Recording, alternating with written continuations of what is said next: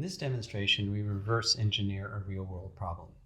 Starting with data that we find online, put it into Excel, go ahead and plot it, and then we ask Excel to produce a trend line for the data and the trend line equation for the data, which will also be the regression equation that we will then bring into Mockaroo. So here you see the equation.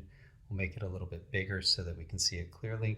And we're going to take these numbers, or something very close to those numbers, and put them in Mockaroo. So we'll go ahead and start Mockaroo. Mockaroo starts out, it comes out of the box with a lot of the fields that we want: ID, first name, last name, email, and gender. But then IP address will be the first field that we'll change. And we're going to change that to city, and we'll set its data type as city. That's actually a built-in data type in Mockaroo. We'll then pick state, which is also a built-in data type in Mockaroo. And state has the additional ability to generate only US locations, because this really is US data. We'll also add education in years, and we will make that data type a normal distribution. And the mean will be 16, because that actually was the mean of the data that was in Excel. And the standard deviation of 2, because we're trying to pick up 95%.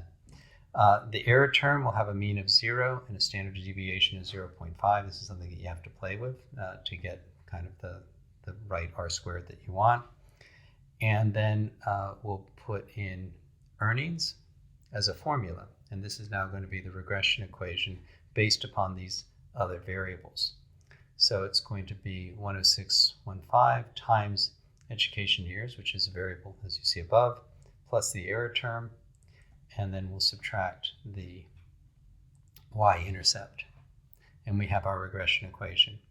We'll take it one step further just for demonstration purposes and put in earnings by gender, since we have gender as a field.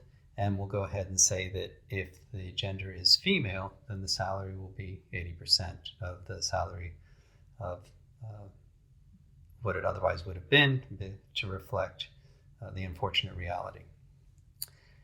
Okay, and we'll put that in as an if statement, which is really nice. That's the Ruby language built into thing. And you can see here when we look at preview that it's all there. Now I'll download the data and go ahead and open it to show you the data.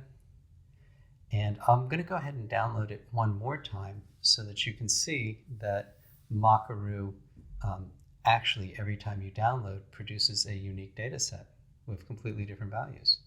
So I'll put those side by side so that you can see that the first few rows are different in both data sets, and it very quickly generates the 1,000 values. Thank you.